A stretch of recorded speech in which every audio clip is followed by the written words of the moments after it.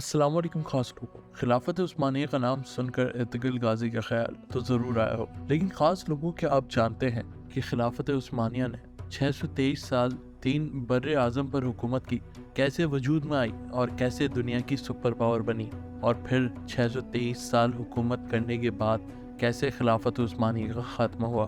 तो खास लोगों, आज से अगर हम 800 साल पीछे नज़र डालें तो अनाजुल, जिसे हम आज अंतोलिया कहते हैं, वहाँ एक 400 खैमों पर मुश्तमिल एक कबीला था जो अपना गुजर मवेशी चरवा कर करता था। लेकिन आज दुनिया उस कबीले को उस्मानी तुर्कों के नाम से याद करती है। तो खास लोगों, इस कबीले के सरदार सुलेमान का बेटा इर्तुगरुल गाजी, जो कि नहायत बहादुर, मजबूत जंगजू और इस्लाम की पैरवी करने वाला शख्स था। ये वही इर्तुगरुल था जिसके दौर में खिलाफत उस्मानिया का आगाज हुआ। इर्तुगरुल गाजी के बाप की वफात के बाद इर्तुगरुल गाजी ने कबीले की कमान संभाली और अपनी मेहनत, महारत और बहादुरी से बहुत सी जंगें जीती और बहुत से इलाके फतह किए। और 1258 ईस्वी में इर्तुगरुल गाजी की बीवी हलीमा से इर्तुगरुल की तीसरी औलाद हुई, जिसका नाम उस्मान रखा गया। ये वही वक्त था जब मंगोलों के एक बड़े लश्कर ने हिलाको खान की निगरानी में खिलाफत अब्बासिया के दौरे हुकूमत बगदाद की कमर तोड़ दी थी। ये वो वक्त था जब उम्मत मुसलमा अपने बदतरीन दौर से का सामना कर रही थी और टाटरी एक के बाद एक शहर तबाह करते चले जा रहे थे। तो ऐसे वक्त में उम्मत मुसलमा के रहनुमा और दुनिया की सबसे बड़ी सल्तनत के बानी उस्मान इस दुनिया में आ चुके थे। उस्मान जैसे जैसे बड़ा होता गया, वो एक मजबूत जंगजू बनता गया। उस्मान की दीनी तरबियत में शेख अब्दली और उस वक्त के मशहूर सूफी का बड़ा हाथ था। उस्मान गाजी कई बार शेख की दीनी महफिलों में जाया करते थे। एक बार उस्मान गाजी ने शेख की बेटी को देखा तो देखते ही उसे अपनी ज़ौजा के लिए मुंतखब कर लिया और शेख अब्दली को शादी के लिए पैगाम भेजा। चुनाचा शेख अब्दली एक दरवेश थे और दरवेशाना जिंदगी को पसंद करते थे, तो उन्होंने उस्मान गाजी से अपनी बेटी के निकाह के लिए इनकार कर दिया। एक दफा उस्मान अपने कहमे में सोया हुए थे तो वे एक ख्वाब देखते हैं कि उसके सीने से एक दरख्त निकलता है जो देखते ही देखते बड़ा हो जाता है और उसकी शाखें हर तरफ फैल जाती हैं। उस दरख्त की जड़ों से दुनिया के 4 बड़े दरिया बह रहे हैं और उस दरख्त ने कई बड़े पहाड़ों को संभाला हुआ है। अचानक एक हवा चलती है और उस दरख्त के सारे पत्ते एक बर्रे आजम की तरफ हो जाते हैं। वो बर्रे आजम एक अंगूठी की मानंद दिखाई देता है और जैसे ही उस्मान गाजी उस अंगूठी को पहनने के लिए जाते हैं, उनकी आंख खुल जाती है। उस्मान गाजी ये ख्वाब जब शेख अब्दली को सुनाते हैं तो शेख फौरन से अपनी बेटी को उस्मान गाजी के निकाह में दे देते हैं। अब यहाँ तारीख में कुछ इख्तलाफ पैदा होता है कि भला किस खातून से औरंग गाजी की पैदाइश हुई, लेकिन कुछ का कहना है कि उस्मान गाजी की दूसरी बीवी, जो कि उमर बे की शहजादी थी, उसके जरिए औराग गाजी की पैदाइश हुई। बहरहाल जो ख्वाब उस्मान गाजी ने देखा था उससे सब लोग मुत्तफिक थे। जो उस्मान ख्वाब के तौर पर जाना जाता था, ये ख्वाब जो अल्लाह की तरफ से भेजा गया सुल्तानत उस्मानिया का इशारा था। और बाद के कुछ लोगों ने उस ख्वाब का मतलब ये बताया कि 4 दरिया जो उसके उस्मान गाजी ने अपने ख्वाब में देखे, वो दरिया दजला, दरिया फुरात, दरिया नील और दनूब थे। और 4 पहाड़ कोहे तूर, कोहे बलका, कोहे काफ और कोहे एल्तस थे। बाद में उस्मान गाजी के ज़माने में क्योंकि ये सल्तनत उन पहाड़ों और दरियाओं तक फैल गई थी, इसलिए ये ख्वाब दरअसल इस सल्तनत की हुक्मरानी का इशारा समझा जाता है। इर्तुगरुल गाजी की वफात के बाद 1299 में अपनी रियासत के हाकिम बन गए। रोम के दारुल हुकूमत कोनिया पर मंगोलों के कब्जे और सुल्जुकी सुल्तानत का खात्मे के बाद उस्मान गाजी ने बड़े बड़े इलाके फतह करके उनको रियासत की शक्ल दी, जो बाद में सुल्तानत उस्मानिया के नाम से पहचानी गई।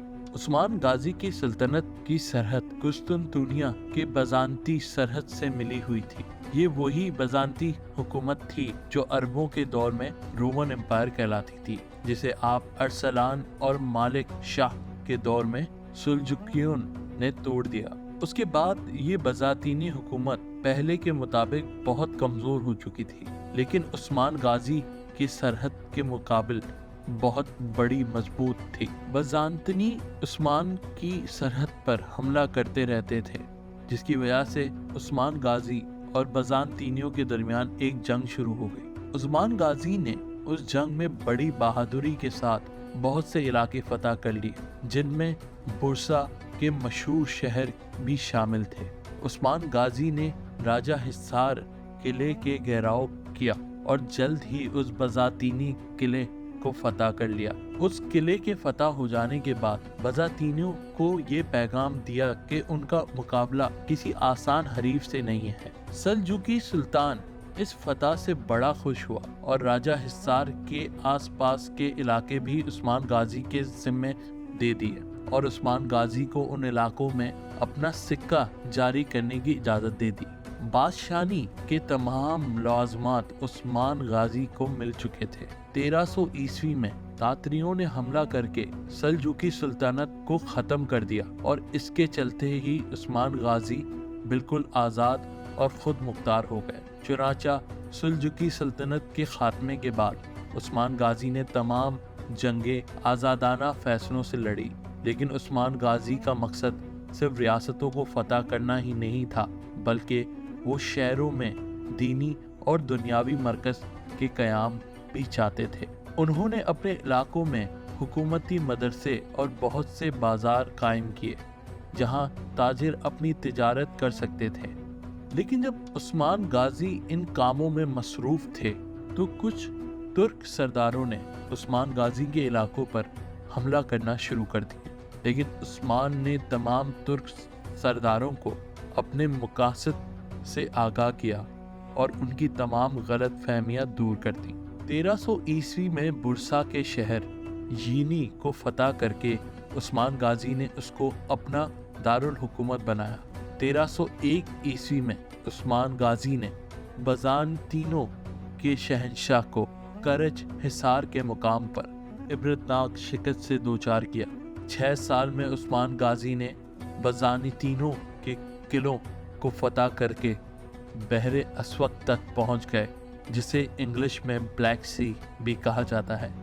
برسا، نکیا اور نکوموڈیا کے ارد گرد میں آنے والے تمام علاقے عثمان غازی فتح کر چکے تھے۔ ان حالات کے چلتے ہوئے بزاطینی شہنشاہ نے تاتاریوں کو اکسایا کہ وہ عثمان غازی پر چڑھائی کرے، جس پر تاتاریوں نے عثمان غازی کے فتح کیے ہوئے علاقوں پر حملہ کرنا شروع کر دیا۔ مگر اس بار عثمان غازی نے خود مقابلہ کرنے کے بجائے اپنے بیٹے اورنگ غازی کو تاتاریوں کے خاتمے کے لیے بھیجا اور اورنگ غازی اپنے باپ کے نقش قدم پر چلتے ہوئے تاتاریوں کو بہت بری شکست سے دوچار کیا۔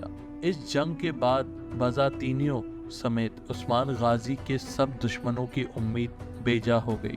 سلطان عثمان میں وہ تمام خصوصیات تھی جو ایک سلطان کے لیے ہونی ضروری ہیں۔ عثمان غازی اپنے عدل و انصاف سے پہچانے جاتے۔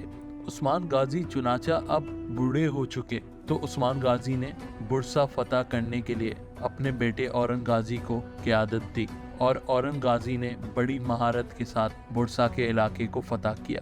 چنانچہ اورنگ غازی نے یہ خبر اپنے والد عثمان غازی کو سنائی تو عثمان غازی نے اپنی وفات سے قبل اورنگ غازی کو اپنا جانشین مقرر کیا اور عثمان غازی 68 سال کی عمر میں اس دنیا فانی سے اپنا رب سے جا ملے۔ لیکن خاص لوگوں، عثمان غازی نے اپنے چچا دندار بے یعنی ارطغرل غازی کے بھائی کو بھی مار کر ہلاک کیا تھا، کیونکہ وہ بازاطینیوں سے اتحاد کر رہا تھا۔ یہ ترک خاندان میں پہلا ایسا قتل تھا جو غداری میں کیا گیا۔ تو خاص لوگوں، اپنے والد کی وفات کے بعد اورنگ غازی نے اس سلطنت عثمانیہ کے مقصد کی کمان سنبھالی اور تخت شاہی ہو گئے۔ اورنگ غازی کی تاریخ پر ہم آپ کے لیے ایک تفصیلی احوال اگلے پارٹ میں سنائیں گے اور ہمارے ساتھ بنے رہیے۔ اپنا خیال رکھیے۔ اس ویڈیو کو زیادہ سے زیادہ لوگوں تک شیئر کریں تاکہ ہمارا پیغام آگے تک پہنچے۔ چینل کو سبسکرائب کریں، لائک کرنا اور بیل آئیکن دبانا نہ بھولیں۔ شکریہ۔